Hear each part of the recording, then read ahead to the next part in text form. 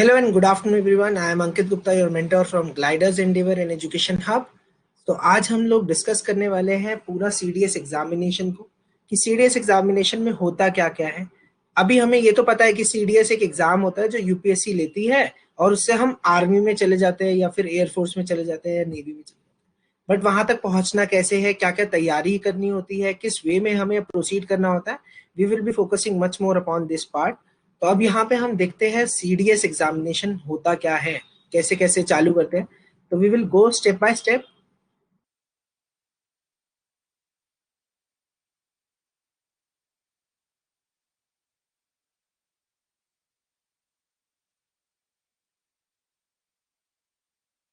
तो आपके पास कौन कौन सी एकेडमीज जुड़ जाती है यहाँ पे आपके पास आ जाती है आईएमए जो कि आर्मी के लिए होती है। Then AFA air force Indian military academy Dehradun जो है वो आर्मी वालों के लिए है। जो आपके पास एयरफोर्स की है वो कौन सी है, air force academy Hyderabad. Then Indian naval academy है कहाँ पे, एडीमला में। एडीमला कहाँ पे है, केरला में। केरला में एजीमला आप लोगों को लिखा हुआ दिखता होगा। तो this is basically Indian naval academy है जो कि यहाँ पे नेवी की ट्रेनिंग होती है। और फिर नेक्स्ट आ जाता है ओटीए ऑफिसर्स ट्रेनिंग एकेडमी, जिसके अंदर आपके पास सिर्फ शॉर्ट सर्विस कमीशन वाले लोग ही जाते हैं। वहां पे 48 वीक्स की ट्रेनिंग रहती है और आप लोगों का ये अलग अलग ट्रेनिंग सेक्टर्स में डिवाइडेड है। तो अब यहाँ पे आप लोगों की 1.5 साल की ट्रेनिंग होती है after CDS examination. So after CDS examination जो 1.5 साल की ट्रेनिंग है, वहां पे आपका एग्जाम का पैटर्न समझ लीजिए कैसा होता है। सबसे पहली चीज, यूपीएससी जो है वो सीडीएस एग्जाम साल में 2 बार करवाती है, ठीक है। आफ्टर एवरी 6 मंथ्स एक एग्जाम होता है। अभी इस साल नवंबर में हो रहा है, वैसे ये वाला एग्जाम सितंबर में होता है। नवंबर में क्यों हो रहा है, ड्यू टू इलेक्शंस। यहाँ पे इलेक्शंस की वजह से थोड़ा सा डिले हो गया था मामला, इसीलिए ये यहाँ पे सितंबर में हो रहा है, नवंबर में हो रहा है। तो अब यहाँ पे आप लोगों के IMA, AFA, naval academy and OTA चारों के सिलेक्शंस होते हैं। और यहाँ पे आपकी टोटल वैकेंसीज होती है वो कितनी होती है, 418 वैकेंसीज होती है, ठीक है। अब आप लोगों की एज क्राइटेरिया और मैथमेटिक्स के ऊपर डिपेंड करता है। All those girls who are planning to give this CDS examination, उन लोगों के लिए आईएमए या वो चीजें नहीं है, उनके लिए ओटीए होता है, क्योंकि उनका मैथ्स का एग्जामिनेशन नहीं होता। आप लोगों के सिर्फ 2 ही एग्जाम रहेंगे। कौन कौन से रहेंगे, इंग्लिश और जनरल एबिलिटी रहेगा, ठीक है।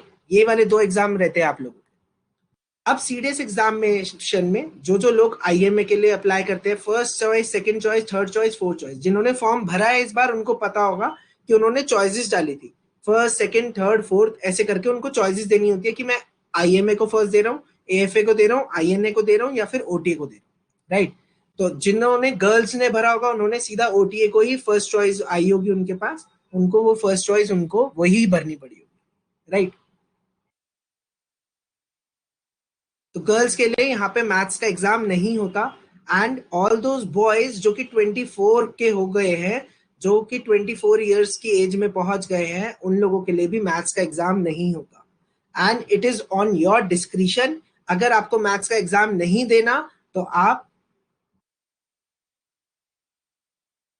मैम आप लोगों के लिए अगर आपको एयरफोर्स ज्वाइन करना है so you can go for AFCAT. IMA के थ्रू नहीं है, क्योंकि अभी इंडियन जो आपकी आर्म फोर्सेज है, आर्मी के अंदर अभी भी परमानेंट कमीशन नहीं है गर्ल्स के लिए। इस बार फर्स्ट टाइम हुआ है, तो हो सकता है कि कुछ टाइम के अंदर आ जाए। अभी तक आप लोगों के लिए परमानेंट कमीशन नहीं था। तो परमानेंट कमीशन नहीं है तो शॉर्ट सर्विस कमीशन के लिए सिर्फ ओटीए होता है, तो जिसके लिए आपको मैथ्स का पेपर देना नहीं पड़ता। आप लोग सीधा किसके थ्रू जा सकते हैं, आप लोग एफकैट के थ्रू जा सकते हैं। अगर आपको कमीशन चाहिए इन एयरफोर्स चाहिए तो आप एएफए के थ्रू जा सकते हैं, एफकैट के थ्रू जा सकते हैं। आपका किस में मन है, आप what do you want to join. Yes, engineering graduates के लिए एयरफोर्स के अंदर एफकैट के अंदर काफी एडवांटेज है। यस, वहां पे है, यहाँ पे कुछ नहीं है। यहाँ पे आप कैसे भी ग्रेजुएट हो, दे डोंट कंसिडर एनीथिंग। आप लोगों ने ग्रेजुएशन चाहिए होती है, ग्रेजुएशन कर रखी है तो you can proceed towards OTA.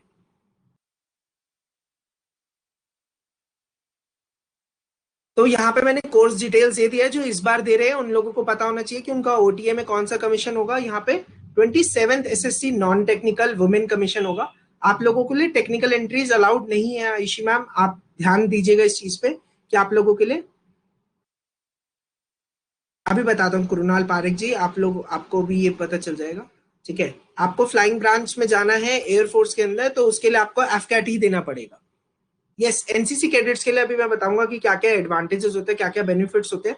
आप लोगों की डायरेक्ट एंट्री होती है, but we are talking about the written entry, जो कि अभी सीडीएस के थ्रू होती है। और आप लोगों को क्या एडवांटेजेस होते हैं ये भी मैं बताता हूँ।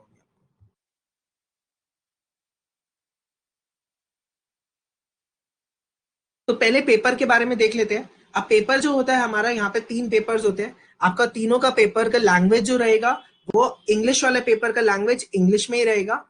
Mathematics paper will be given in English and Hindi both, and then general ability examination will be given in Hindi and English both. तीनों तीनों एग्जाम्स का ड्यूरेशन जो रहेगा that will be for 2 hours, and total marks जो रहेंगे वो 100 for each and every part. आप लोगों के टोटल 300 मार्क्स का पेपर रहेगा for boys and those who are below 23। बाकी गर्ल्स के लिए 200 मार्क्स का पेपर रहेगा, general ability and English, right. अब आप लोगों के पास इसके बाद एसएसबी होता है, when you clear the written examination. अब यहाँ पे होता है SSB, SSB service selection board, जिसके बारे में हम कल पूरे डिटेल्स में बात करने वाले हैं। उससे पहले ये एसएसबी इंटरव्यू जो होता है आपके पास, वो टोटल आप लोगों का अप्रोक्सीमेटली 275 900 मार्क्स का एसएसबी रहता है। एंड इसको कंबाइन करके आपका मेरिट बनती है, जो आपका written result and SSB result को कंबाइन करके मेरिट बन जाती है। तब तक मेडिकल प्रोसीजर होता है, और मेडिकल प्रोसीजर के बाद आपकी लिस्ट बन जाती है। लिस्ट के अंदर आपका नाम आ जाता है, तो you will be called for your training in IMA और रिस्पेक्टिव ट्रेनिंग जो भी आपने भरा है या जिसके लिए भी आप सिलेक्ट, राइट। यहां तक अभी तक किसी को कोई डाउट?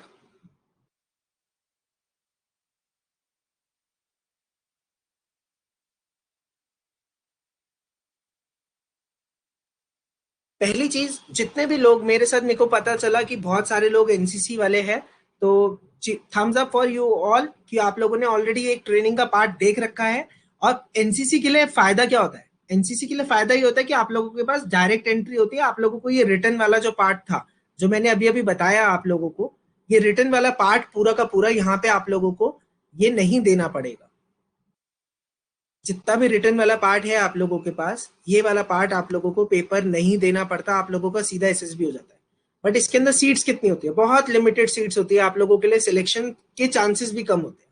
ठीक है, देन सेकेंड पॉइंट, आप लोग जब सीडीएस के थ्रू जाते हो तो आप लोगों का एसएसबी में एनसीसी का एक बेनिफिट होता है, क्योंकि एनसीसी कर रखा है बच्चे ने, तो he knows about the training, he knows about basic structure of army, basic structure of the defence forces. तो वहां पे आप लोगों को कैंपिंग कर रखी होती है, तो डेफिनेटली आप लोगों के पास एक एज होता है, लीडरशिप क्वालिटी का एज होता है, आप लोगों को काफी सारी चीजें पता चल जाती है। बट क्या होता है, लॉ एंट्री अलग है बेटा, उसको जैग एंट्री बोलते हैं, जैग एंट्री बोलते हैं, JAG एंट्री, वो एकदम अलग है, entirely different, nothing related to CDS, nothing related to NCC, nothing. Law entry होती है वो, उसके अंदर आपका जैग एंट्री होती है, जुडिशरी वाली एंट्री। बट ये जितनी भी एंट्रीज है ना, these have got limited number of seats. CDS कैसा है? CDS examination is such that इसके अंदर काफी सारी वैकेंसीज होती है, और काफी सारी वैकेंसीज के साथ साथ में इसके अंदर अपॉर्चुनिटीज भी काफी अच्छी मिल जाती है, बिकॉज जस्ट 48 वीक्स का ट्रेनिंग रहता है, 48 वीक्स का training, and you will be commissioned as lieutenant. आप सब लोग, कोई कितना भी मेरिट में नीचे हो, कितना भी मेरिट में ऊपर हो, कोई फिजिकल स्टैंडर्ड्स मैटर नहीं करते, आप लोगों का सिलेक्शन बहुत ज्यादा इंपॉर्टेंट है वहां पे। तो CDS is the best entry, जिसके अंदर आप सब लोग ग्रेजुएशन वाले सब लोग अपना अटेम्प्ट दे सकते हैं। ठीक है, तो आप लोग ये मत सोचिएगा कि मैं यार एनसीसी के लिए ट्राई कर लेता हूँ, मैं इधर एंट्री। ये जितने भी, like I have been through educational corps, education corps जो था उसके अंदर limited seats, all over India there were only 5 seats. ठीक है, and when I got even selected from SSB Bangalore, तभी भी क्या हुआ कि पांच पांच सीट्स थी, we were 7 of us were recommended all over India. So I was merit out on the basis of age. My age was younger than the person who was above me. So वहां पे ये सब चीजें बहुत ज्यादा matter करती है। आप सोचिए पूरे इंडिया में से अगर वो सिर्फ 5 बच्चों को ले रहे हैं, तो सिलेक्शन क्राइटेरिया वो कैसे भी रख सकते हैं अपनी मर्जी से। ठीक है, बिकॉज वहां पे रिटर्न रिजल्ट नहीं होता, यहाँ पे आपके पास रिटर्न रिजल्ट है। तो अगर आप आरटीआई डालते हैं तो आपको पता चल जाएगा मेरे इतने मार्क्स आए थे, अब बताओ मैं क्यों सेलेक्ट नहीं हुआ या क्यों सेलेक्ट नहीं हुई। ठीक है, तो this is basically one thing you should be aware about it कि भाई how how to proceed for further examinations, और कौन कौन से examination, which all examinations are there where you have got a lot of like opportunities over there. Is everybody comfortable with Hindi and English both now, or should I be talking in English only? आप बता दीजिएगा. If anyone of you is uncomfortable with Hindi, then I will be repeating that sentence in English again, right?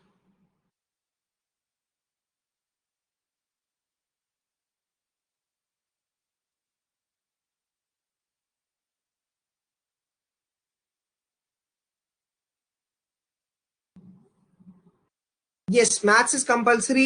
Maths and physics both are compulsory. अभी आ जाएगा, next ही slide में आने वाला है, आपको पता चल जाएगा.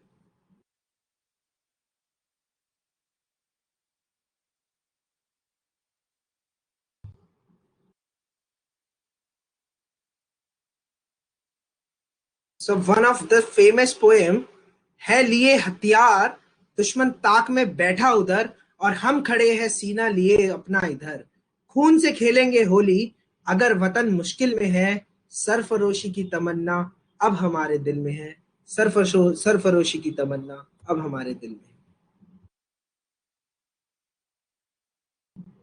दी एज क्राइटेरियाज ये बहुत जरूरी है. अभी मुझसे पूछा था किसी ने 23 है या 25 है, तो देख लीजिएगा ये पूरा सेग्रीगेटेड फॉर्म में मैंने दे दिया है आप लोगों को. आईएमए के लिए 19 से 24 ईयर्स है. इसके अंदर एंट्री सिर्फ मेल और मेल की एंट्री अलाउड है, and male should be unmarried. कोई मैरिड मेल अलाउड नहीं है यहाँ पे. फिर Indian naval academy 19 to 22 years age होनी चाहिए यहाँ पे, मेल होना चाहिए, अनमैरिड होना चाहिए. एयरफोर्स अकेडमी के लिए 19 टू 23 मेल, और 25 ईयर्स से जो लेस है वो यहाँ पे आपके पास क्या है, अनमैरिड. और 25 ईयर्स से ऊपर वाले जो है, क्योंकि ये एफ कैट वाला पार्ट आ जाता है यहाँ पे, तो वो married and unmarried both will be consider. फिर OTA officers training academy, short service commission women, non technical course. यहाँ पे देखिएगा ये चीज बहुत इंपॉर्टेंट है, ये नॉन टेक्निकल कोर्स है. यहाँ पे आप लोगों का इंजीनियरिंग का कोई रोल नहीं प्ले होता है. ये आपकी एज जो है वो 19 से 25 ईयर्स तक है, एंड यहाँ पे फीमेल होना चाहिए. ठीक है, अब यहाँ पे आपके पास अनमैरिड विमेन होना चाहिए. ठीक है, और ऐसा नहीं होना चाहिए कि कोई डाइवोर्सी डॉक्यूमेंट्स हो या फिर इलीगली मैरिड हो फॉर वीजा एंड एवरीथिंग. ऐसे कोई भी इशू नहीं होना चाहिए, बाकी सब कुछ चलेगा. तो यहाँ पे आप लोगों के लिए तो रीमैरिज के लिए यहाँ पे जो है वो एलिजिबिलिटी क्राइटेरिया होना चाहिए, तभी आप लोग अलाउड हो. I hope none of you is married और एनीथिंग, तभी मैं इसको क्लियर करूं, वरना इस पॉइंट में कुछ ऐसे नहीं है. ठीक है, many of my students who have got married, तो उनका भी यहाँ पे इशू आ जाता है, क्योंकि बहुत जल्दी बचपन में गांव में शादी करा दी जाती थी. बट आई होप यहाँ पे कोई नहीं है.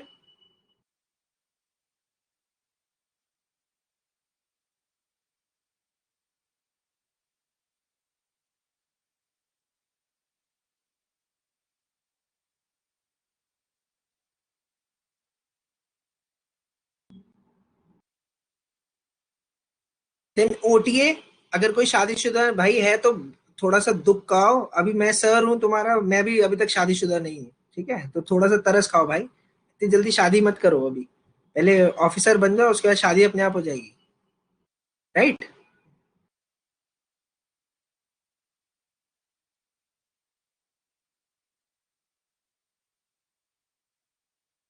मैम सीडीएस एग्जामिनेशन के अंदर women are not allowed to have this navy and air force. आप लोगों के लिए सिर्फ ओटीए की एंट्री होती है यहाँ पे, ऑफिसर्स ट्रेनिंग एकेडमी और SSC women non tech.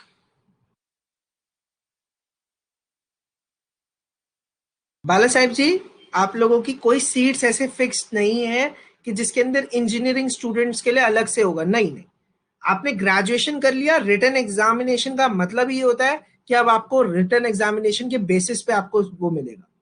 There is no reservation for engineering students, or any reservation is given in this CDS examination, right? Men के लिए यहाँ पे आपके पास शॉर्ट सर्विस कमीशन ही होता है। शॉर्ट सर्विस कमीशन और permanent commission, everybody knows the difference. मैं बता देता हूँ यहाँ पे, आप लोगों का जो शॉर्ट सर्विस कमीशन होता है वो बेसिकली होता है 10 ईयर्स के लिए आपका टेन्योर होता है। 10 ईयर्स तक आपको आर्मी में सर्व करना कंपलसरी है, that is short service, right. जो परमानेंट कमीशन होता है उसके अंदर आपको 16 ईयर्स तक सर्विस करना मैंडेटरी होता है। आप 16 ईयर्स के बाद वॉलंटरी रिटायरमेंट ले सकते हैं, उससे पहले नहीं ले सकते। और जो शॉर्ट सर्विस कमीशन होता है उसके अंदर आप 10 साल के बाद सर्विस करना चाहते हैं तब आपको एक और एग्जाम देना पड़ता है और वो आपका परमानेंट कमीशन के अंदर चेंज हो जाता है। तो बट यहाँ पे आप लोगों को ये चीज समझनी बहुत जरूरी है कि ऐसा नहीं होता कि आप शॉर्ट सर्विस कमीशन वाले को आगे प्रमोशंस नहीं मिलेंगे या फिर वो कुछ कम है, no, nothing related to it. आपका जो भी शॉर्ट सर्विस कमीशन का होता है उसको परमानेंट कमीशन में डेफिनेटली कर दिया जाता है आफ्टर सर्टेन टाइम, जब भी उसका खत्म होने वाला होगा, ठीक है। तो वहां पे आप लोगों को दिक्कत आने की जरूरत नहीं है, राइट। बट परमानेंट कमीशन अगर आईएमए से मिलता है तो yes definitely you will be into the better positions यहाँ पे with respect to short service commission वालों से आप लोगों को बेटर पोजीशंस मिल जाएगी। एंड रिगार्डिंग गर्ल्स आप लोगों का सेम रहता है, सब लोगों को ऐसे ही शॉर्ट सर्विस कमीशन ही मिलता है, तो वहां पे आप लोगों को कोई टेंशन लेने की भी बात नहीं है।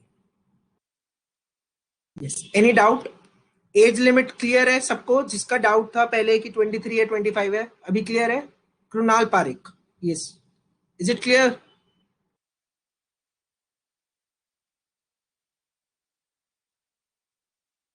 Right.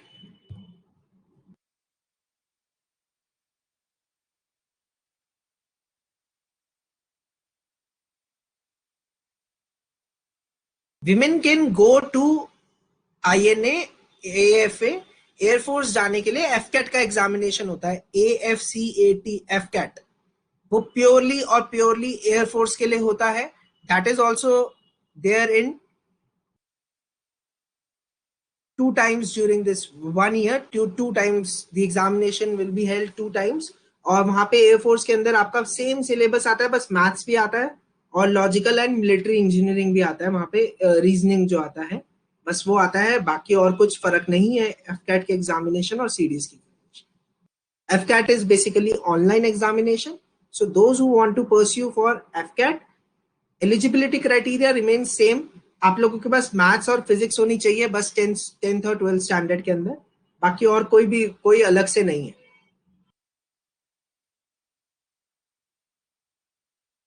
As is 24 to 25 years तक वहां पे चलता है। एफकैट के अंदर 24 to 25 ईयर्स तक वहां पे आपका चलता है। ईकेटी कट ऑफ, ओके मैम, अभी सीडीएस का बता देता हूँ, फिर आपको ईकेटी और एफकैट के बारे में भी सारी डिटेल्स मिल जाएगी।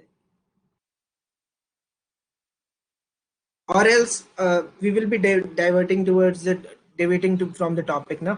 या आप चिंता मत कीजिए, ईकेटी एफकैट स्टडी मटेरियल आपको क्या क्या पढ़ना है, कैसे कैसे आप लोगों को पेपर करना है, सब कुछ मैं तैयारी बताऊंगा। और सिर्फ इस पेपर के लिए नहीं, आपको कोई और भी डाउट रहेगा तो I will be telling you, no don't worry.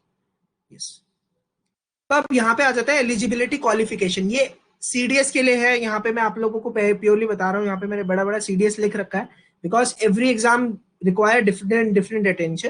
तो आज मैं यहाँ पे आपको सीडीएस के बारे में बता देता हूँ। तो आईएमए एंड ओटीए के लिए आपके पास कोई भी रिकॉग्नाइज यूनिवर्सिटी से क्या होनी चाहिए, ग्रेजुएशन होनी चाहिए। ग्रेजुएशन मतलब फाइनल ईयर में भी आप होगे तो भी आपको ग्रेजुएशन चाहिए।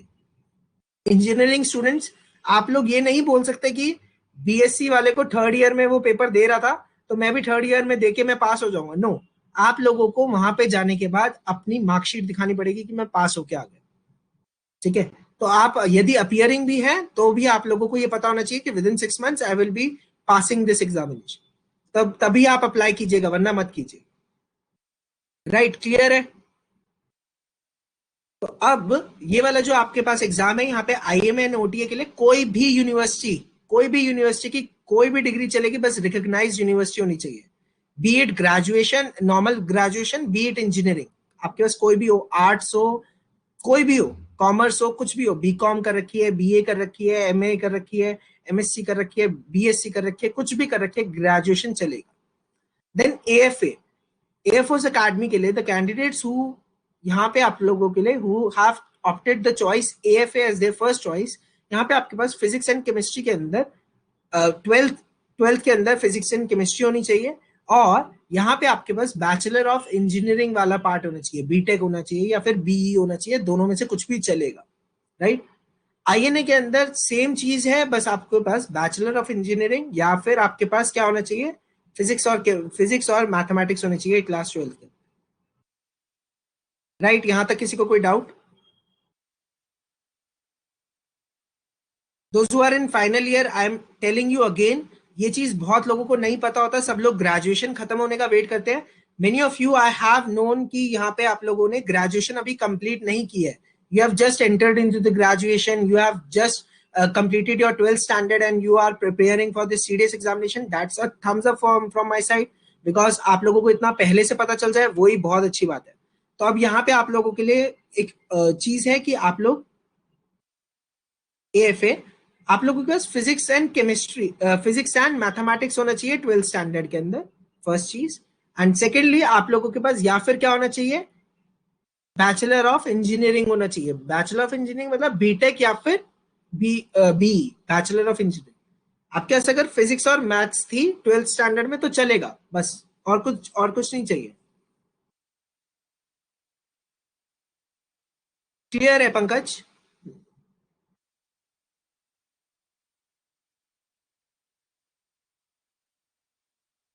तो फाइनल ईयर के अंदर आप लोग पेपर दे सकते हैं, याद रखिएगा, जो भी अगर ग्रेजुएशन के नॉर्मल प्लेन ग्रेजुएशन में तो थर्ड ईयर में दे सकते हो, और अगर बीटेक में हो तो फोर्थ ईयर के अंदर आप लोग दे सकते हैं, right.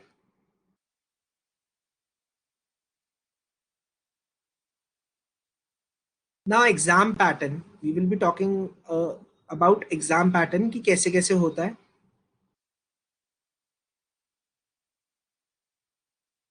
Yes, BSc math and navy चलेगा। आपके पास बीई होना चाहिए वहां पे, नेवी के लिए आपके पास बैचलर ऑफ इंजीनियरिंग होना चाहिए, मतलब बीटेक या फिर बीई, जो दोनों में से कोई, कई जगह पर बीई बोलते हैं, कई जगह पर बी टेक बोलते हैं ना, तो दोनों के लिए दोनों चलेगा, वो चाहिए, बीएससी मैथ से नहीं होगा।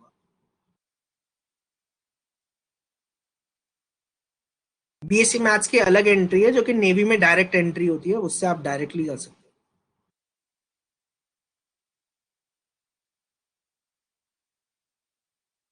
बीएससी चलेगा आपके पास, ट्वेल्थ के अंदर आपके पास क्या था, ट्वेल्थ के अंदर फिजिक्स और मैथ्स था ना पंकज, इसका मतलब अगर आप बीएससी कर रहे हैं तो पीसीएम था ना आपके पास, तो बस फिर वो चलेगा।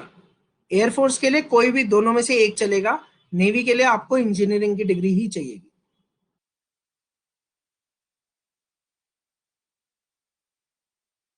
Yes, obviously, definitely, engineers have got a lot of opportunities, but जिन्होंने plain graduation करी है, like I have done my BSc mathematics, and then I have pursued MSc mathematics, and then also I have got a huge amount of opportunities.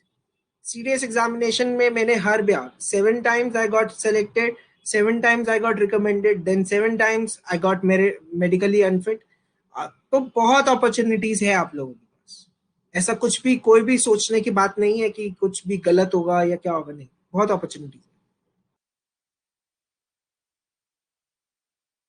किसी ने law में करा है तो zag entry आ जाती है, किसी ने अगर आपके पास एमबीए कर रहे हैं तो आपके पास वहां पे आपके पास कौन सी एंट्री खुल जाती है, एयरफोर्स के अंदर ही खुल जाती है। अगर आपने बीएससी मैथ्स करा है तो Pankaj, you know one thing, एक मेट्रोलॉजिकल डिपार्टमेंट होता है, एमएससी मैथ्स के बाद होता है वो, तो मैं जो आपके पास वेदर फोरकास्टिंग वाले में आते हैं। Ma'am, I am permanently medically unfit. I have been medically boarded out from National Defense Academy. वहाँ पे after 2 years of training, I was medically boarded out. So वो मैं permanently unfit हूँ. I cannot do anything with this. Nothing can be done. I got recommended total in my life 7 times. I got recommended, but still, I am not able to join defense forces again. I'm permanently medically unfit. So nothing can overcome us.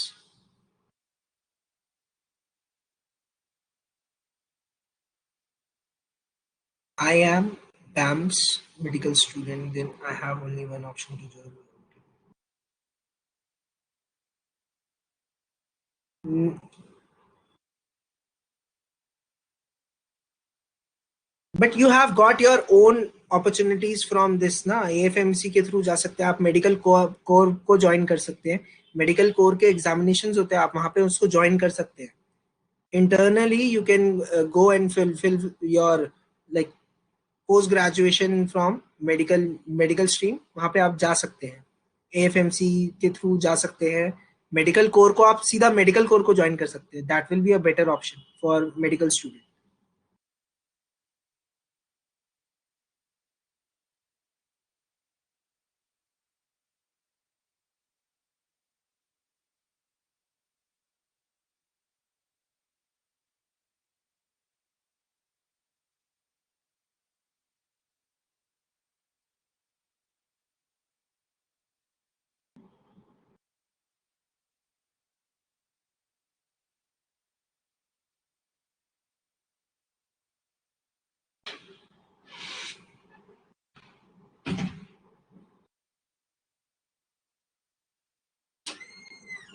तो देखिएगा, exam pattern के बारे में हम थोड़ा सा बात कर लेते हैं। तो फर्स्ट एग्जाम रहेगा आपका इंग्लिश का, जो कि 2 आवर्स के लिए रहेगा, 100 क्वेश्चन आएंगे आपके पास, एंड काइंड ऑफ क्वेश्चंस अभी पता चल जाएगा आपको क्या क्या सिलेबस में आता है। देन जनरल एबिलिटी का एग्जाम रहेगा, जो कि that is also for 2 hours, 100 questions will be provided. And then mathematics examination, third examination, girls can leave the exam hall, आप लोगों के लिए सिर्फ 2 पेपर के बाद you can leave for your home.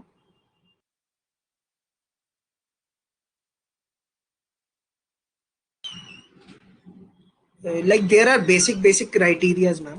there are several there are several medical institutes also, like retired AMC doctors, those who have opened their own clinic near SSBs, वहाँ पे आप जाके पता कर सकते हैं। आप कौन सी स्टेट से हैं Ayushi ma'am? Then I can be able to guide you वहाँ पे कहाँ पे मिल जाएगा आपको। Madhya Pradesh, so near Bhopal, you can find a lot of. Okay, you are from Indore, so you just go and check for any retired army officer और any SSB coaching के पास में वहाँ पे होगा, तो वहाँ पे ही आपको मिल जाएंगे, कुछ कुछ डॉक्टर्स मिल जाएंगे।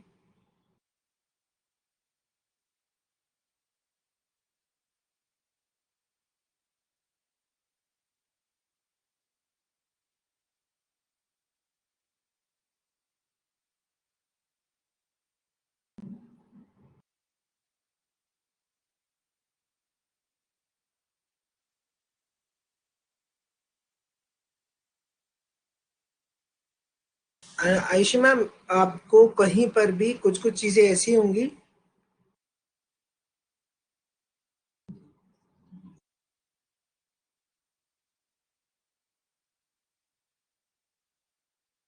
कुछ कुछ चीजें ऐसी होंगी जो कि मतलब आपके पास क्या होंगे यहाँ पे,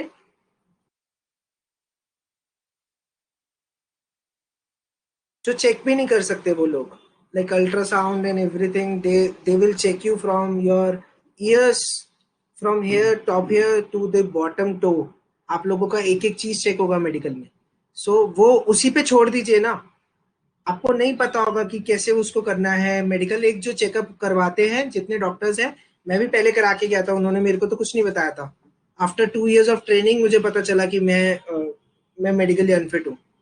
सो I was there in national defence academy for 2 years, 2 years के बाद ही मैं अगर अनफिट हो रहा हूँ, तो there is nothing like this कि वहां पे आई डोंट थिंक कि this is a good idea कि आप लोग पहले से मेडिकल करवा के जाए, क्योंकि वो बेसिक बेसिक चीजें चेक कर लेगा, लाइक योर बीएमसी, आपका वेट जो होगा वो चेक कर सकते हैं, कान में वैक्स नहीं होना चाहिए वो चेक कर सकते हैं, आपका जो बॉडी मास इंडेक्स है वो एकदम प्रॉपर होना चाहिए, मतलब लाइक टीथ्स के अंदर आपके पास कोई डिफेक्ट नहीं होना चाहिए, आपके पास ईयर से सुनाई प्रॉपरली देना चाहिए, आईज के पावर जो होता है वो एकदम लिमिटेड होना चाहिए, -2.75 और -3 है जो आपका आर्मी के लिए है, जो कि अलाउड है पावर।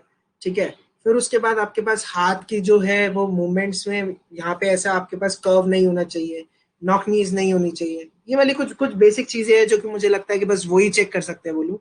बाकी जो आपका अल्ट्रासाउंड होगा या फिर कोई भी चीज ऐसी रहेगी बॉडी के अंदर, लाइक सर्जिकल चेकअप्स होते हैं, आप लोगों को नहीं पता होगा, वो तो बाहर का कोई भी डॉक्टर नहीं करेगा, वो सिर्फ आर्मी में जाते हैं तभी चेक होता है, तो वो चीज आपको पता चल जाए। Right.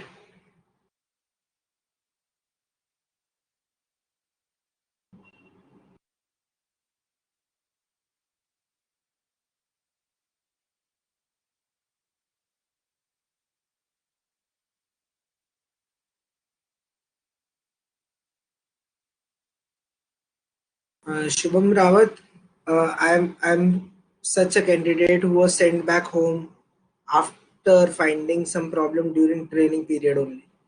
I was medically boarded out from National Defence Academy after 2 years.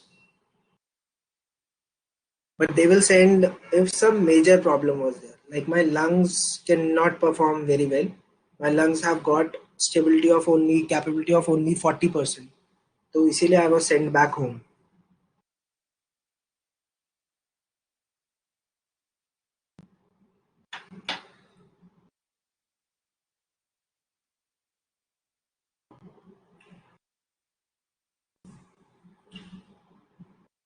यहाँ पे आपके क्वेश्चंस जो आते हैं वो इंग्लिश के अंदर और आपके जनरल एबिलिटी के अंदर 120 क्वेश्चंस होते हैं और मैथ्स के अंदर होते हैं आपके 100 क्वेश्चंस होते हैं. ठीक है, तो आपके पास यहाँ पे फर्स्ट पेपर जो इंग्लिश का होता है, अब हम इसके बारे में बात कर लेते हैं कि इंग्लिश का पेपर जो डिजाइन होता है वो किस वे में डिजाइन होता है. 120 questions for English, 120 question for general ability and no Siddhesh वही बता रहा हूँ. 120 for English, 120 for GK and now maths के लिए 100. यही होता है, यही अभी भी होता है. 120 होंगे. मार्क्स जो होंगे वो 100 मार्क्स का होगा. 100 marks, 100 marks, 100 marks. Number of questions will be 120, 120 and 100. Right.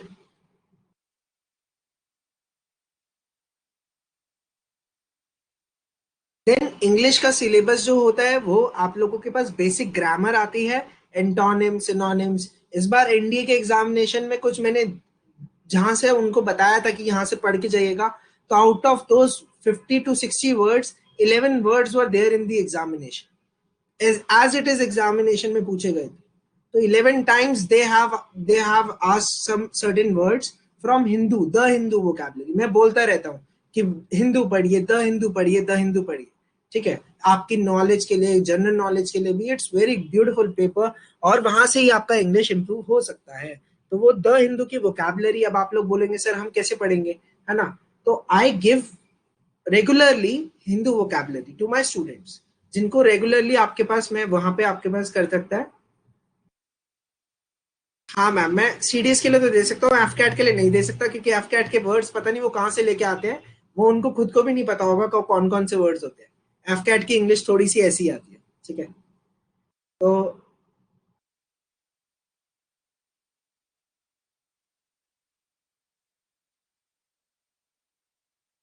Shubham Rawat, one of my batchmates, he also have got these seizures attack. उसका ट्रीटमेंट हो चुका था बट इसकी दवाइयाँ कुछ टाइम बाद भी चलती रहती है. ठीक है. तो वाइल मेडिकल आप लोग एक क्लॉज भरते हो कि मेरे को कोई भी बीमारी नहीं है. राइट. इसकी दवाइयाँ आपका ठीक भी हो जाता है तभी भी आपकी इसकी दवाइयाँ कंटिन्यूसली चलती रहती है. तो that batchmate was caught for his medicines and after that he was medically boarded out. तो ऐसा भी होता है. बट ठीक है, आप लोगों का कुछ भी चीज होगा पहले से जान के जाइएगा. हम लोग I was unaware about certain facts, मेरे को नहीं पता था उस टाइम पे कि मैं कैसे कैसे वो कर सकता हूँ. आज की डेट में I know how to escape all these medicals, how to escape all every such. यहाँ पे आप लोगों को पता होना चाहिए कि कैसे कैसे करना था. उस टाइम पे I just pass my 12th standard and I got selected into NDA. तो फिर मैं वहां से सीधा बोर्ड आउट हो गया 2 साल के बाद. तो पता ही नहीं था मेरे को. I have never seen life but now within this army area and everything, like for 7 years I have been here. तो आई नो एग्जैक्टली कि अभी ज्यादा वो नहीं होता.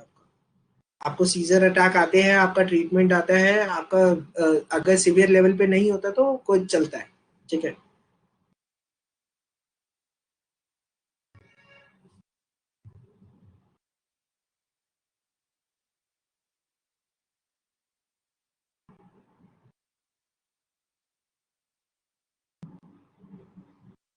या देन कम्स जनरल नॉलेज. अब जनरल नॉलेज का सिलेबस क्या है होता है, एनीबॉडी. यूपीएससी कहता है कि anything that comes under the सन.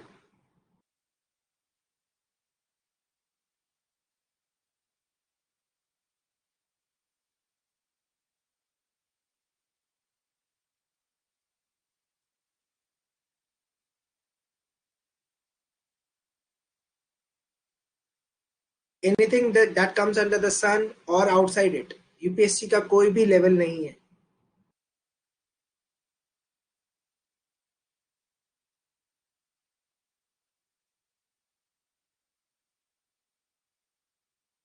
ये मेडिकल वाला बहुत बहुत लोगों को ना एक्चुअली क्या है, फोबिया बना हुआ है कि वहां पे आर्मी में कैसे चेक करते कैसे नहीं करते, because there are lot of stories going on SSB crack and everywhere, कि वो डरा देते हैं बच्चे कि यार मेडिकल ऐसे होता है ऐसा होता है। बट ये चीज थोड़ा सा कंट्रोल में है, ऐसा कुछ वो नहीं होता, बहुत हार्ड नहीं होता मेडिकल। ठीक है, बहुत सारी चीजों के लिए आप लोगों को बस डराया गया है, उस चीजों से डरिए मत। पहले सबसे पहले मेरे को रिटर्न क्लियर करना है, then I need to clear SSB, then I need to clear the merit, and then comes medical। तो मेडिकल फोर्थ पोजीशन पे आता है, राइट। तो बाकी के 3 स्टेप तो क्लियर कर लो बॉस, पहले बाकी पहले ही सीधा मेडिकल पे पहुंच गए हो, पहले 3 स्टेप तो क्लियर कर लो।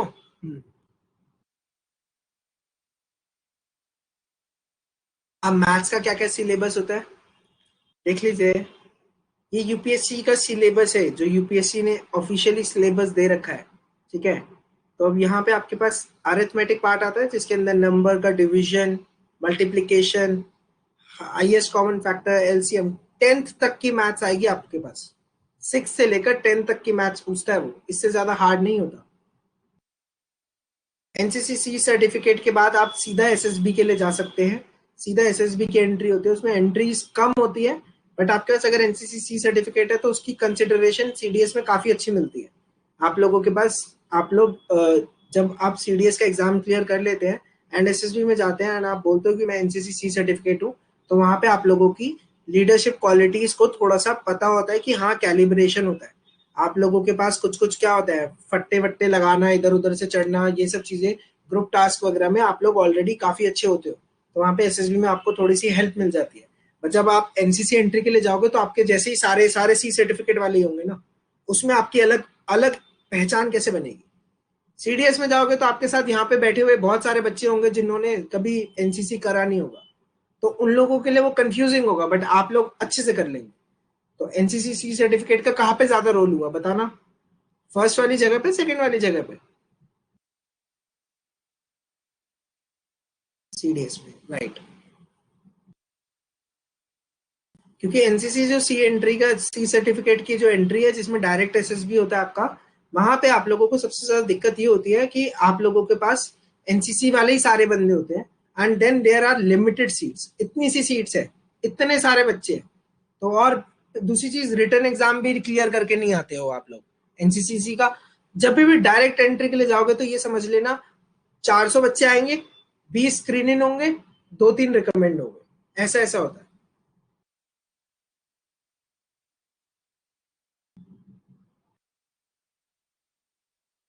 आईएमए में होगा, आईएमए वाले पेपर के लिए मैथमेटिक्स का ड्यूरेशन होगा 2 hours 2 hours 2 hours. Third paper will be आपके पास मैथमेटिक्स, इफ यू, ओटीए में नहीं होगा, यस, राइट। तो ओटीए में अगर आप लोग अप्लाई करते हैं तो आपका मैथमेटिक्स नहीं होगा, तो आप लोगों को you can go to your home. जब बीच में ब्रेक मिलता है ड्यूरिंग टू एग्जामिनेशन, तो जो ओटीए वाले होंगे वो लोग जा सकते हैं, उनको मैथ्स देने की जरूरत नहीं है, राइट शुभ।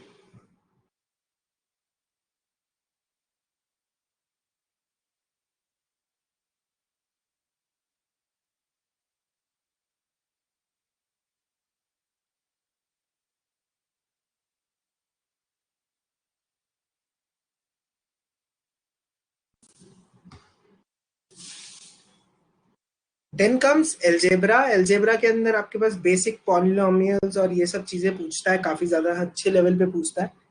फिर उसके बाद आपके पास ट्रिग्नोमेट्री पूछता है, काफी अच्छा लेवल पे ट्रिग्नोमेट्री आती है। ज्योमेट्री पूछता है अच्छे से अच्छा खासा, 1/6 सबकी वेटेज है इनमें से। फिर ज्योमेट्री के बाद मेंसुरेशन आता है, मेंसुरेशन के अंदर आपके पास एरिया, वॉल्यूम्स और ये सब चीजें आती है।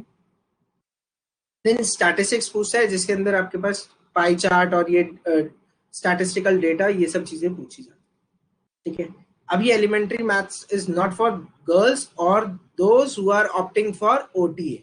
ठीक है, अभी कुछ बच्चे ऐसे होते हैं जिसके अंदर they have gone for this mathematics IMA के लिए नहीं जाना चाहते, कुछ बच्चे को पता है कि मेरा मैथ्स वीक है, मेरा मैथ्स नहीं होगा, तो वो लोग ओटीए के लिए अप्लाई कर सकते हो, ठीक है, कोई भी रिस्ट्रिक्शन नहीं है उसमें। यदि आप आईएमए के लिए भी भरते हैं, अगर आपकी मेरिट नीचे रह जाती है तो you are directly converted to OTA, merit out नहीं होते इसमें।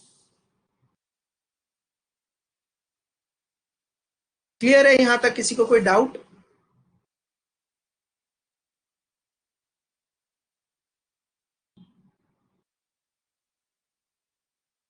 Yes, excellent question from Shivratna ji कि sir how can we apply for CDS examination. ठीक है, सीडीएस एग्जामिनेशन के लिए सबसे जरूरी है यूपीएससी का पेपर है, तो यूपीएससी की वेबसाइट पे आएगा। यूपीएससी की वेबसाइट कौन सी है? यूपीएससी डॉट, यूपीएससी की जो ऑफिशियल साइट है आपके पास, उसी के अंदर आपके पास एक एग्जामिनेशन नोटिफिकेशन निकलता है। एग्जामिनेशन नोटिफिकेशन निकलने के बाद आप जा सकते हैं, यूपीएससी ऑनलाइन अप्लाई करके एक वेबसाइट खुल जाती है आपके पास, वो ऑनलाइन upsc.nic.in वाली खुल जाती है। आप उससे जाके उसके अंदर आप अप्लाई कर सकते हैं सीडीएस के लिए। एसएसबी के लिए आप लोग डायरेक्टली अप्लाई नहीं कर सकते, आपका रिटर्न का रिजल्ट आएगा तो आपको एसएसबी के लिए बुलाया जाएगा। जितने लोग एनसीसी वाले हैं वो लोग joinindianarmy.nic.in पे जाके आप अपनी एनसीसी सी सर्टिफिकेट की एंट्री जब निकलेगी तब आप अप्लाई कर सकते हैं डायरेक्टली।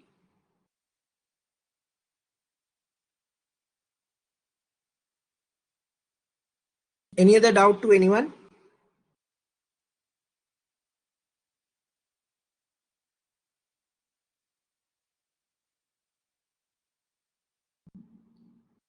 तो अब देखिएगा, अब आपके पास इंग्लिश के अंदर कौन कौन से पार्ट्स आते हैं और हमने कैसे कैसे इसको ब्रेकअप कर दिया यहाँ पे। तो ये इंग्लिश जो है इसके अंदर parts of speeches, vocabulary, antonyms and synonyms, then reading comprehension and parajumble, ये टोटल 5 पार्ट्स है जिसके अंदर ये पूरा इंग्लिश का पार्ट जो स्ट्रक्चर है वो ब्रेकअप है।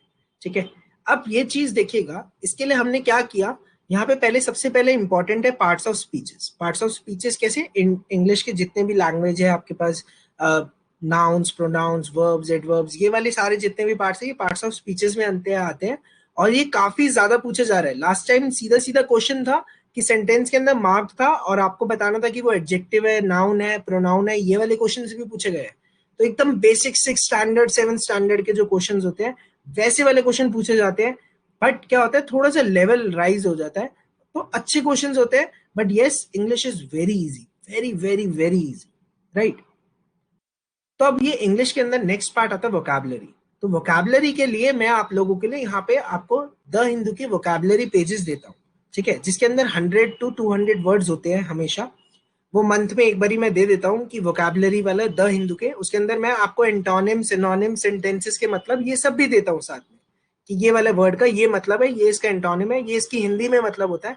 ये सब चीजें मैं आप लोगों को बना के दे देता हूँ, ठीक है। अब आपका काम क्या होता है कि इन वर्ड्स को रियल लाइफ में अप्लाई करना। मैं अभी हमारा डे 6 जो है वो इंग्लिश के ऊपर है, तब मैं आप लोगों को ये डिटेल्स में बताऊंगा कि मैं कैसे कैसे आप लोगों को ये सारे पार्ट्स को कवर करना है, कैसे कैसे इन सारे पार्ट्स को टैकल करना है। And this is very beautiful, this trick applies for AFCAT, आपके पास बैंकिंग अगर आप तैयारी कर रहे हो, अगर आप सीडीएस दे रहे हो तो, या फिर आप कोई भी एग्जाम दे रहे हो जिसके अंदर आपका इंग्लिश जो है वो पूछा जा रहा है, किसी भी कॉम्पिटेटिव एग्जाम के लिए, these are the major chunk of questions जो कि पूछे जाते हैं, ठीक है। आप लोगों को ऐसे ही वर्कशीट्स जो है वो मिल जाते हैं यहाँ पे, जिसके अंदर आपके पास इंग्लिश से रिलेटेड मैं कोशिश ये करता हूँ कि जो अभी हाल फिलहाल वाले क्वेश्चंस चल रहे हैं पेपर, ऐसा नहीं होता कि आपने सीडीएस का एग्जाम दिया तो सिर्फ सीडीएस के प्रीवियस ईयर कर रहे हो, नहीं, मैं ऐसा नहीं कराता।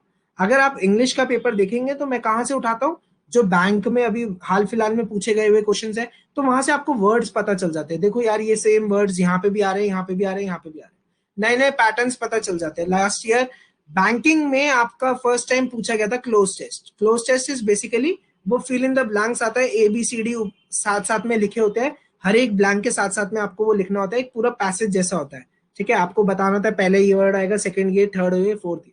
तो ये बेसिकली सीडीएस में बाद में इंट्रोड्यूस हुआ। बट यदि मैंने अपने बच्चों को पहले से बता रखा था कि यार ये देखो ये बैंकिंग में पूछा जा चुका है, तो उनके लिए नया नहीं होता ना, आप समझ रहे हो। तो मैं इसीलिए बाकी सारे पेपर्स को भी स्टडी करके जो जो नए नए क्वेश्चंस होते हैं, ये जितने भी आप वर्कशीट्स देखेंगे, ये प्रीवियस ईयर क्वेश्चन जो हाल फिलहाल 1 साल 2 साल के बीच में गैप होगा ना, उन पेपर से पूछे गए हुए ये क्वेश्चन है, समझ रहे? तो आपके पास क्या होता है, ये वाले बहुत एज मिल जाता है आपको कि कैसे कैसे क्वेश्चन पूछे जाने वाले। Is it clear?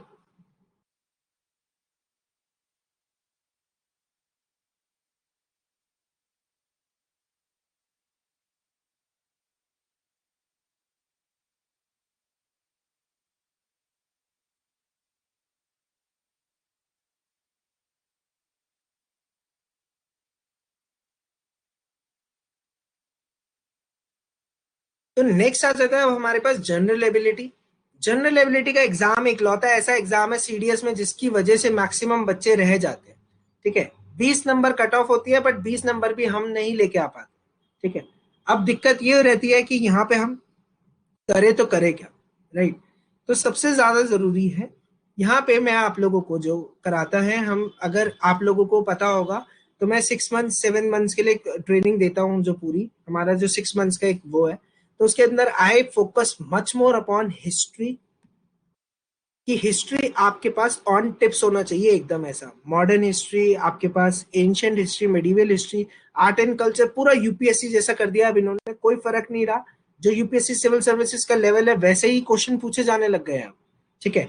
तो ज्योग्राफी, अब ज्योग्राफी बच्चों को बहुत ज्यादा वो लगता है कि यार ज्योग्राफी कैसे करें, and you can ask my previous students, अगर 11 क्वेश्चन मैप से आए हैं ना, 11 क्वेश्चन ज्योग्राफी से आए ना, तो उसमें से 7 to 8 question are from maps. और मैं मैप्स है ना, मैं आप लोगों को बहुत ज्यादा डिटेल्स में कराता हूँ कि मैप्स को कैसे कैसे स्टडी करना है, मैप से कितने सारे क्वेश्चन हो जाते हैं, ठीक है। तो ये चीज के ऊपर बहुत फोकस करना है कि जब भी आप ज्योग्राफी चाहे खुद से भी पढ़ो, सबसे पहले एटलस को पढ़ना सीखो। एटलस अगर आप लोगों को समझ में आ गई, स्कोलास्टिक वाली एटलस आती है आपके पास, एक black swan, Orient black swan आती है, और एक आपके पास कौन सी आती है, ऑक्सफोर्ड स्कूल स्कूल एटलस। ये दो एटलस है, इनमें से कोई सी भी ले लो, ठीक है, बट उसको पढ़ना सीखो। मैं एटलस को आप लोगों को बताता हूँ कि कैसे कैसे इसको पढ़ना है। ये सब चीजें हम 7th डे पे डिस्कस करेंगे इन डिटेल्स, जिसके अंदर मैं आप लोगों को बताऊंगा कि एटलस को कैसे पढ़ना है। मेरे हिस्ट्री के नोट्स होते हैं, अभी मैं आप लोगों को एक ग्लिम्स दिखाता हूँ कि मैं कैसे कैसे अपने हिस्ट्री के नोट्स देता हूँ और क्या क्या सब्जेक्ट कवर करते हैं।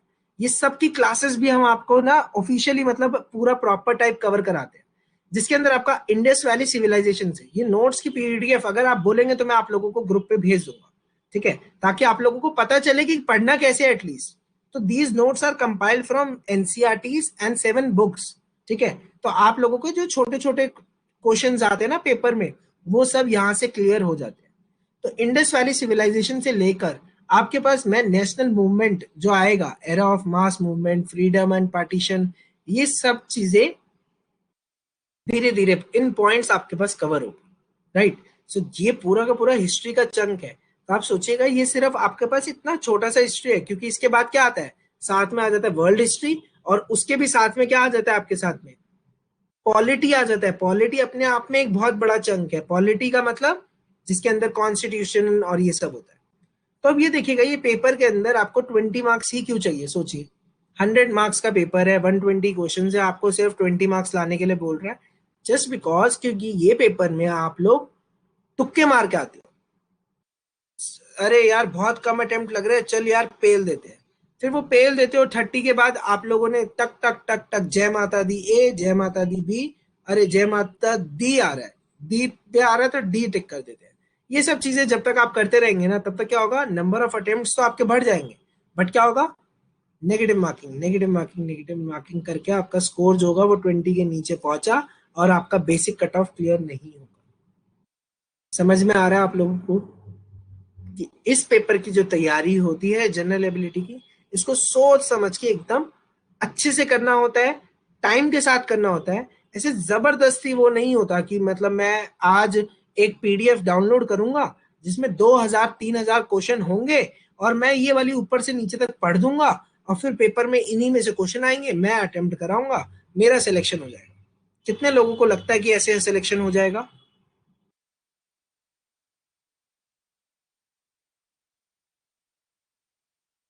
एकदम खामोशी, बोरिंग हो गया क्या?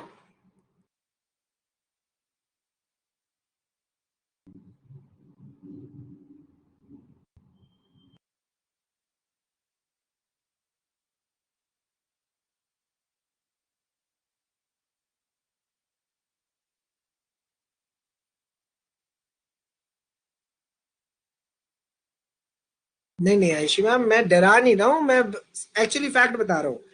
मैं स्टूडेंट्स नो, मैं अपने वर्स्ट पार्ट के लिए तैयारी करवा के जाता हूँ। आप लोगों को जब तक सबसे टफ से टफ प्रैक्टिस करके नहीं जाएंगे, आप लोगों को लगेगा कि नहीं पेपर इजी है इजी है इजी है, आप तैयारी करके नहीं जाएंगे। यदि आपको ये पता होगा कि नहीं, ये सब स्टूडेंट्स जो होंगे, भाई हिस्ट्री, अभी आप लोगों को कुछ मैं नोट्स, और जिस दिन पढ़ाना चालू करूंगा उस दिन आप लोगों को पता चलेगा कि हिस्ट्री जैसा, हिस्ट्री और मैथ से कभी डरना ही नहीं है, डरना ही नहीं है। ठीक है, हिस्ट्री मैथ्स और ज्योग्राफी ये तीन पार्ट्स मैं खुद से पढ़ाता हूँ। तो हिस्ट्री मैथ्स और ज्योग्राफी तो आप लोगों को ये डरने की जरूरत ही नहीं है। मैथ्स का डर ये आप लोगों के साथ कभी बात होगी तो आप लोगों को पता चलेगा। Like there were students who even used to write 100 into 100 200 लिखते थे। ठीक है, they have also clear the examination. तो ऐसा बिल्कुल डरने वाली बात नहीं है। प्रेसिडेंट के नाम नहीं पता होते थे, उन बच्चों ने भी मेरा क्लियर करा है पेपर। तो ऐसा मैम डरने वाला तो कुछ लगता ही नहीं है।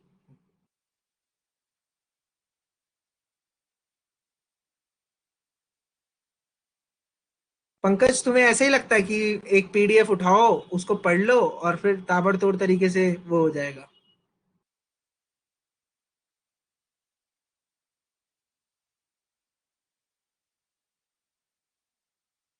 भाई ऐसे नहीं होता पंकज। ऐसे सिर्फ उन लोगों के साथ हो जाता है जिनको जय माता दी तक का ही होता है ना, क्योंकि लास्ट मिनट पे, हाँ भाई ऐसा नहीं हो पाता है ना। अब ज्योग्राफी आता है आपके पास। ज्योग्राफी के अंदर जो मैंने डिविजन्स कर रखे हैं, ये वाले नोट्स जो हमने बना रखे हैं, वो यूनिवर्स, जियोमॉर्फोलॉजी, ओशनोग्राफी, एटमॉस्फेयर। अब ज्योग्राफी आप लोगों को लगेगा कि ये तो सर बहुत बेसिक सा पार्ट होता है, बट नहीं, जैसे क्वेश्चन पूछे जाते हैं उसके हिसाब से I have inculcated previous year UPSC questions into my PPTs. तो जो भी यूपीएससी के प्रीवियस ईयर क्वेश्चंस होते हैं, मैंने ऐसे बहुत सारे मैप्स है जो कि अपने नोट्स में डाल रखे हैं। तो इस तरह से आपको रिवर सिस्टम का पूरा मैप आपको याद हो जाएंगे ये सब चीजें। ऐसे ही सेम हिस्ट्री के अंदर मैं आप लोगों को बता देता हूँ कि हिस्ट्री के अंदर I have form some jingles. मैंने जिगल्स को फॉर्म करा है कि रिगार्डिंग आपको रिवर का नाम है, कि जैसे अगर मैं आज आपको बेसिकली बोलूं कि यार रावी रावी नदी को पहले के जमाने में क्या बोलते थे। ठीक है, मैच द फॉलोइंग है, आपके पास रावी है, चिनाब है, अस्कनी है, ये वाली सारी रिवर्स है। ठीक है, तो अब मैंने अगर आप लोगों को ये बोला कि आपका रावी नदी का नाम क्या होगा, तो बहुत सारे लोगों को नहीं पता होगा ना। ठीक है, बट यदि मैं बोलूं आपको कि मैंने ऐसे याद करा दिया कि आरपी इज सी ए, मैंने आप लोगों को ये याद करा दिया। ठीक है, अब ये आप बोलेंगे ये क्या है, वहां पे तो आपके पास ऑप्शंस आते हैं ना। तो दिस इज बेसिकली रावी नदी विद परुशिनी, देन इंदस नदी विद सिंधु, एंड चेनाब नदी विद अस्किनी। तो क्या हो गया, आपको आज पता है RP is C A. RP जो है हमारे भाई साहब वो सी ए है। ठीक है, तो रावी परुशनी, इंदस सिंधु, चेनाब अस्किनी। अब बताइए याद करना ये वाला ज्यादा आसान था, या फिर अगर मैं आपसे बोलता कि पुरानी पीडीएफ में से, जैसे पंकज जी ने बोला कि मैं पढ़ लेता था सर, तो क्या वो आसान था या ये वाला मेथड आसान है, बताइए।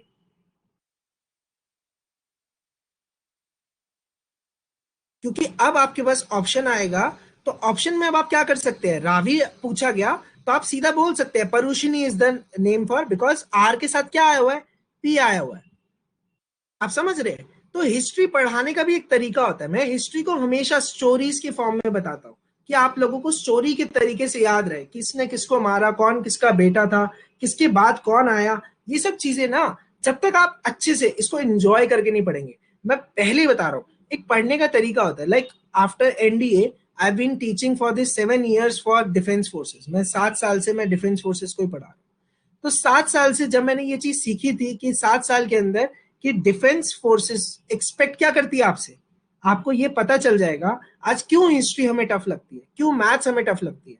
ठीक है, तो ये चीज इसीलिए टफ लगती है क्योंकि हमारे टीचरों ने ना पहले से ही ना हमारे दिमाग में ना एक डर बिठा रखा होता है कि नहीं आपकी हिस्ट्री बहुत टफ है, आपका ज्योग्राफी नहीं होता, बच्चों से ये नहीं होता। ठीक है, मार्क्स कम आते थे, हिस्ट्री तो हम पहले ही चाहते थे। मैं तो even after my 10th standard मैं तो वो बुक भाई साहब फाड़ फूड़ के मैंने तो फेंक दी थी। मैं तो बोला पहले 101 रुपए का प्रसाद चढ़ाऊंगा कि आज के बाद हिस्ट्री नहीं पढ़ूंगा, and now see I am teaching history, right? तो ऐसा कभी मत सोचना कि ये टफ है या फिर वो है।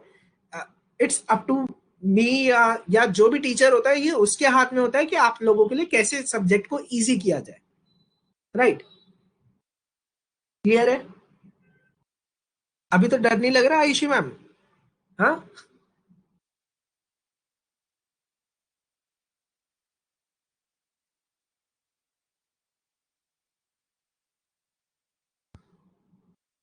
ऐसे ही कुछ मैप्स है जो कि मैंने सेग्रीगेट किए हैं आप लोगों के लिए।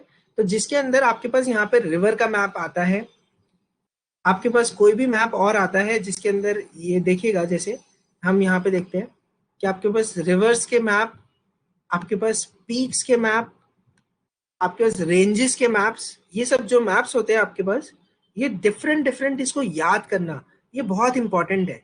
आपके पास शिवालिक हिल्स कहाँ पे आ रहे हैं, आपके पास लद्दाख के बाद नीचे जास्कर आ रहा है, ये वाले क्वेश्चंस फ्रीक्वेंटली पूछे जाते हैं कि इनको arrange in ascending order, arrange in descending order. आप लोगों के लिए ये वाले क्वेश्चंस इजी हो जाते हैं यदि आप मैप एटलस को कंटिन्यूअसली फॉलो करते हैं, राइट? तो ये चीज बहुत ज्यादा जरूरी है यहाँ पे कि आपके पास कौन सा प्लेट आता है, कौन सा मालवा रीजन आता है। अब देखिए, इसको क्या स्टडी करने का सिर्फ यही यूज होगा? आप बताइए, एक चीज बताइए मेरे को, एक छोटा सा एग्जांपल मैं आपको यहाँ के लिए भी देता हूँ, ठीक है? आज मुझे पता है कि बीच में, बीच वाला जो रीजन है, ये जो हमारा डेक्कन प्लेट्यू वाला रीजन बनता है, वो किससे बनता है हमारा? हमने बोला था इसको बेसाल्टिक, हमने बहुत टाइम पहले पढ़ा था कभी, ये छोटा प्लेट्यू वाला जो रीजन है, यहाँ पे ये क्या है हमारे पास? बेसिक लावा से बनता है, ऐसा हमने कभी पढ़ा था, याद है आप लोगों को?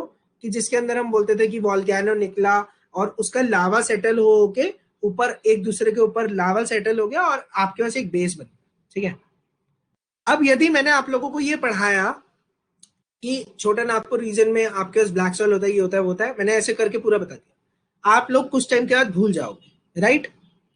बट यदि मैंने आपको वो मैप में दिखाया कि कैसे एक स्ट्रक्चर के ऊपर एक और स्ट्रक्चर आया, एक और स्ट्रक्चर आया, एक और स्ट्रक्चर आया, और अब एक हाइट मिल गई, और ये स्ट्रक्चर किसकी वजह से आ रहा है? जो लावा निकलता है। लावा कैसा कलर का होता है? देखा होगा ना अपने फिल्मों में, ऑरेंज कलर का लावा, उबलता हुआ लावा होता है, और वो ठंडा होने के बाद कैसा हो जाता है? ब्लैक कलर का हो जाता है। इतना तो सबको पता है। तो मैंने अब अपनी अपनी पीपीटी के अंदर मैंने आपको यही निकलते हुए दिखा दिया। आपको मैंने बताया कि ये देखिए, ये ब्लैक कलर का हो गया। अब ये ब्लैक कलर का जो होगा, इसके अंदर बहुत फर्टिलिटी नहीं होगी, आपको नहीं लगता? क्योंकि ये जमीन के नीचे से लावा निकल रहा है, उसके अंदर कितनी फर्टिलिटी होगी, राइट? तो अब यहाँ पे आपके पास ये जो होगा, यहाँ पे आपका क्या होगा? मैंने आपको बता दिया, ब्लैक सॉइल के अंदर कॉटन होता है, ठीक है? तो अब आपको पता होगा ना कि ये जो सर, ये जो डेक्कन वाला एरिया है, ये कहाँ पे होगा? ये डेक्कन वाला एरिया, इस पूरे डेक्कन एरिया के अंदर क्या होगा? कॉटन सबसे ज्यादा होती है, क्योंकि ब्लैक सॉइल यहीं पर ही मिलती है, तो ब्लैक सॉइल मिली तो ब्लैक सॉइल के अंदर कॉटन, राइट? तो ये जो इंटरलिंकिंग है ना, पेपर में क्वेश्चन पूछे जाते हैं ऐसे, ये लिंक्स बना के पूछे जाते हैं। ऐसा नहीं है कि मैंने आपको एक दिन क्रॉप्स का मैप आपने पढ़ लिया, एक दिन आपने रेंजेस का मैप पढ़ लिया, एक दिन आपने प्लेट्यूज का मैप पढ़ लिया और आपको लग रहा हो गया। नहीं नहीं, इजी चीज खुद बनानी है हमें। कैसे? लिंक कर करके, एक के अंदर एक कड़ी जोड़ जोड़ के अगर हम पढ़ेंगे तो हमारे लिए इजी हो जाएगा। एक दूसरे से रिलेटेड क्वेश्चंस पूछे जाते हैं वहां पे। आप समझ रहे हैं? ये क्लियर है ये वाला पार्ट?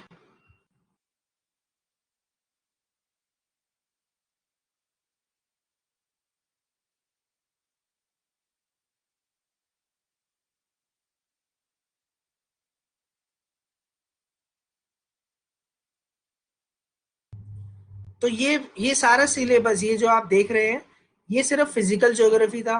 फिर ऐसे ही आपके पास वर्ल्ड ज्योग्राफी आता है, और फिर आपके पास इंडियन ज्योग्राफी आता है।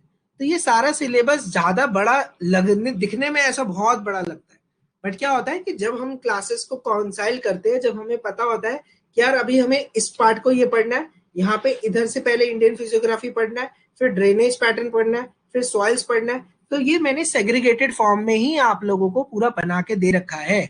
जितने भी लोगों को ये नोट्स चाहिए, मैं आप लोगों को दे दूंगा, कोई दिक्कत नहीं है।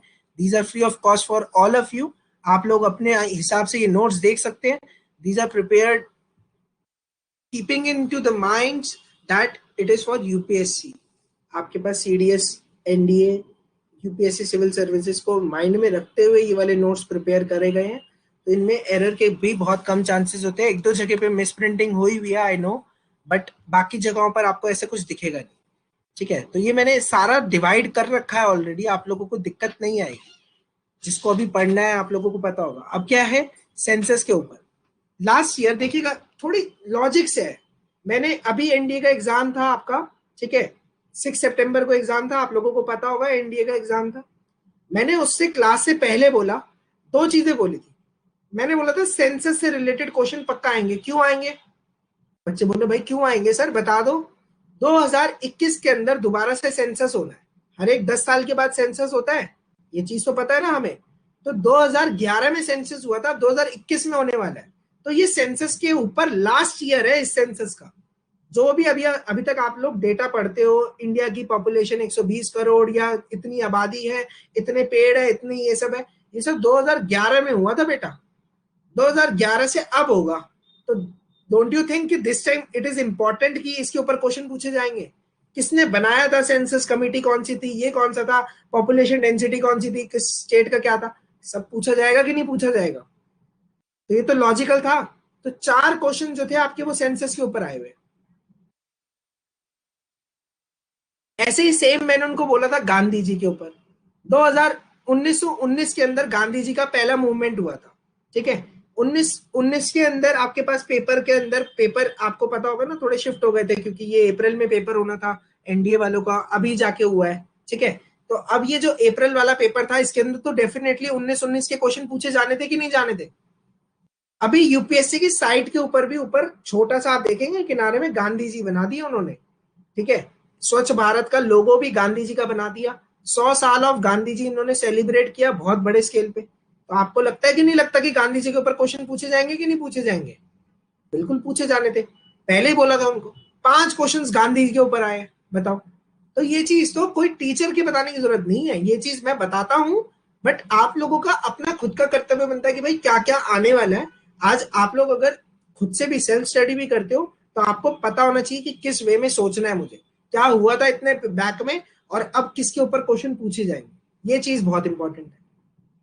क्लियर है यहां तक? किसी को कोई डाउट कि पढ़ना कैसे है?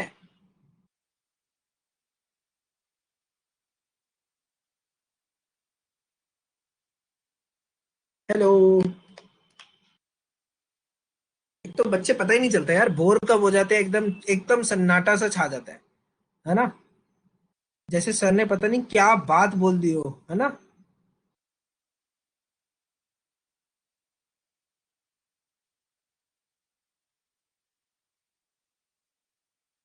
एक तो उन बच्चों से सख्त दूर रहना जो बोलते हैं मैं 2-2 घंटे तक न्यूज़पेपर पढ़ता हूँ। भाई 2-2 घंटे तक कोई न्यूज़पेपर नहीं पढ़ना, है ना।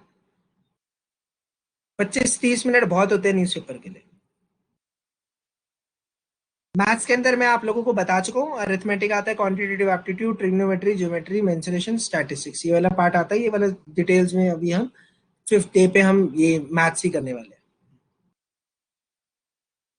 तो जब हौसला बना लिया ऊंची उड़ान का, फिर देखना फिजूल है कद आसमान का। रुक मत, कर प्रयास, रुक मत। पीड़ा ही सुख है, सुख ही है पीड़ा। रुक मत, कर प्रयास, रुक। जीत की खातिर बस जुनून चाहिए, जिसमें उबाल हो ऐसा खून चाहिए। ये आसमां भी आएगा जमीन पर, बस इरादों में जीत की गूंज चाहिए। तो लक्ष्य तो हर हाल में पाना है ना। तो लक्ष्य पाना है तो फिर उतनी डेडिकेशन दिखा दो जितनी चीजें आप लोगों को पता चले। जब मैं बता रहा हूं आप लोगों को, इट्स बीन 7 years जब से मैंने यूनिफॉर्म नहीं पहनी।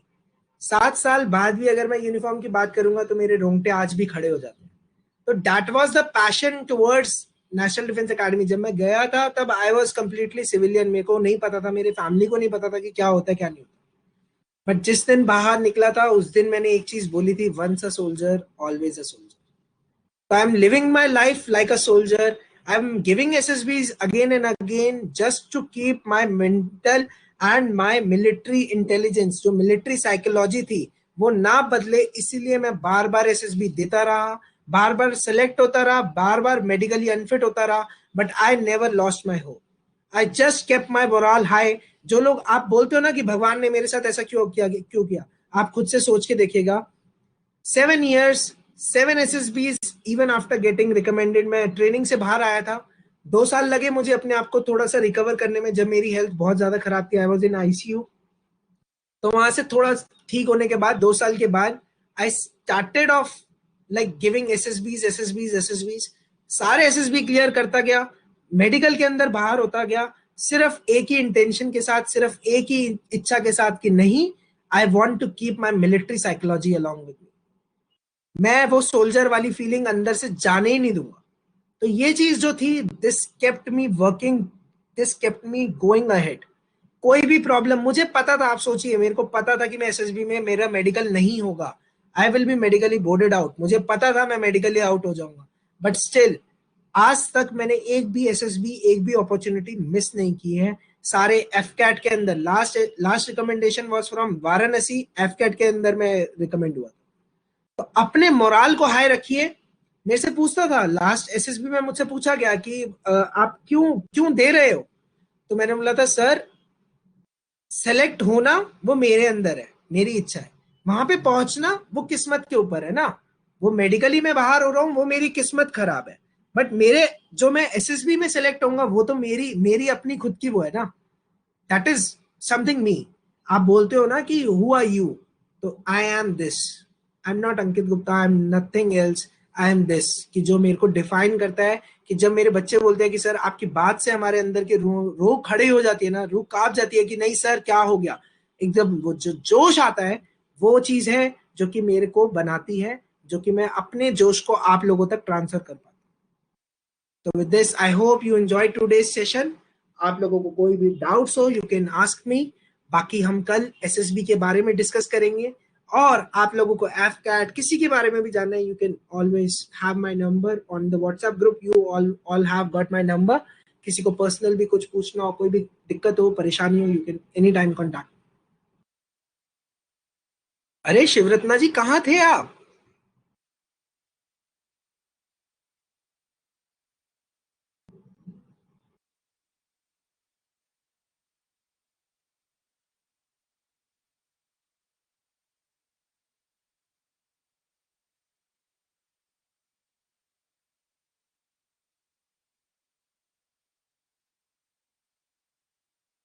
ये देख लीजिए, मैं PDF भेज दूंगा शिवरत्ना जी, आपके पास पहुंच जाएगा।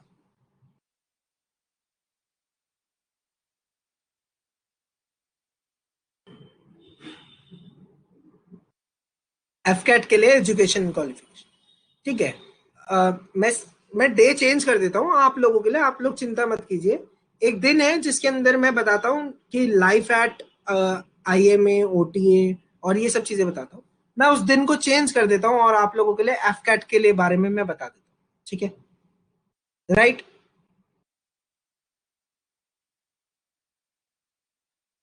Okay boss, okay okay.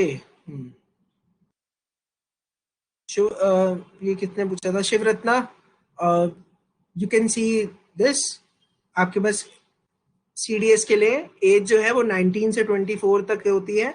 Indian naval academy के लिए 19 से 22 होती है।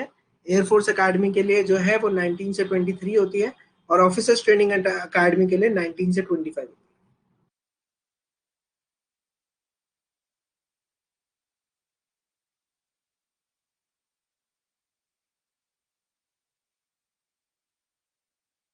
अब शुभम रावत का डाउट ये है कि सर ये 25 दिन 45 दिन बचे हैं, क्या ये बहुत है?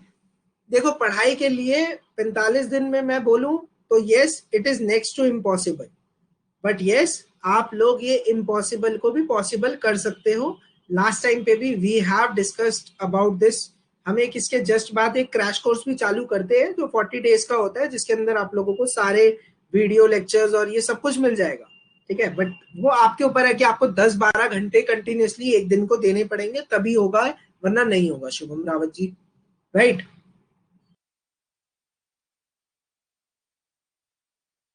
और करने वाले कर भी जाते हैं, जिसका पेपर, जिन्होंने इस बार फॉर्म भर रखा है, वो लोग तो बिल्कुल वो कोर्स की वो अपना बेस्ट ट्राई देके जाओ यार।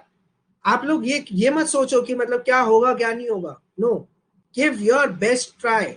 Every time your attempt should be best attempt. जब भी आप पेपर दो, उसके अंदर आप लोगों को ये नहीं सोचना चाहिए कि मतलब क्या होगा क्या नहीं होगा. नहीं, अपना जो भी अटेम्प्ट दे रहे हो वो बेस्ट ट्राई देना. ठीक है, ये सोच के देना कि नहीं, this is my final attempt, इस बार ही करना है. नेक्स्ट टाइम का सोच के मत चलना कि इस बार ऐसे ही दे देता हूं, बाद में देखा जाएगा. तो वो ऐसे ही दोगे, फिर उसके बाद मेहनत करके नहीं दोगे. Yes, any other doubt?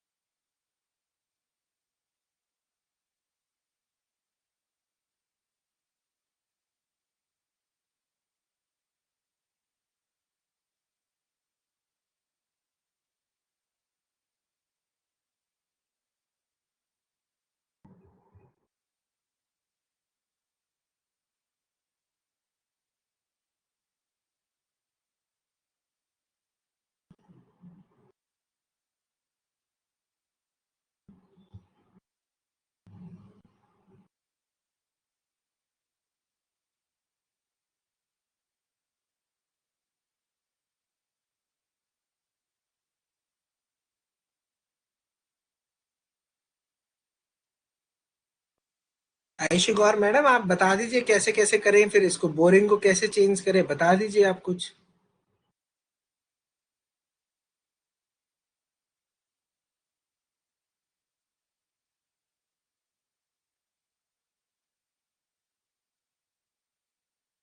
Thank you, that's a lovely comment. कोई बात नहीं.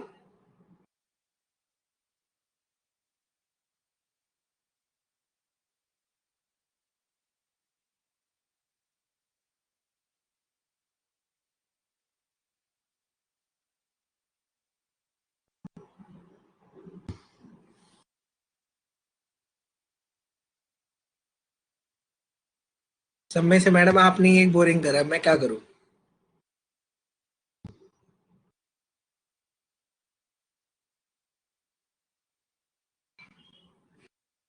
ठीक है, कोई बात नहीं.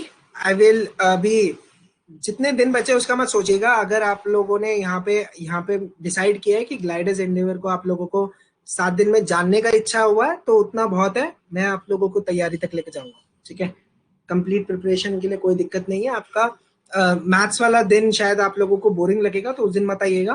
बाकी 6 and 7 day you will enjoy it. आपका इंग्लिश की तैयारी से लेकर आपका जनरल एबिलिटी तक की तैयारी, 6 and 7 day will be the most interesting day for you guys, क्योंकि बहुत ज्यादा.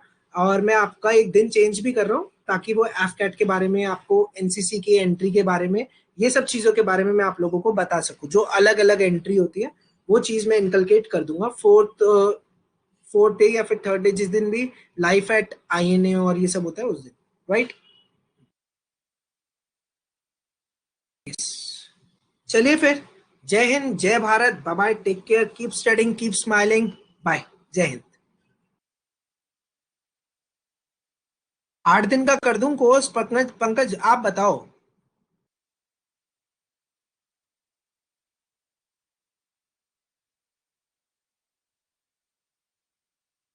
ठीक है.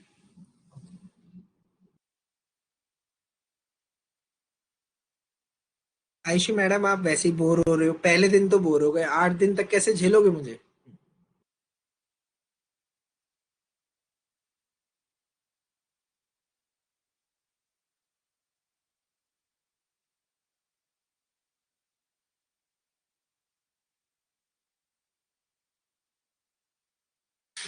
चलिए, ठीक है.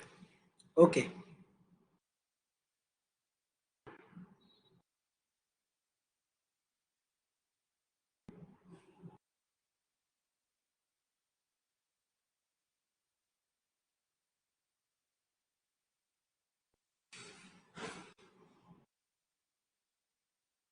चलिए, बाय.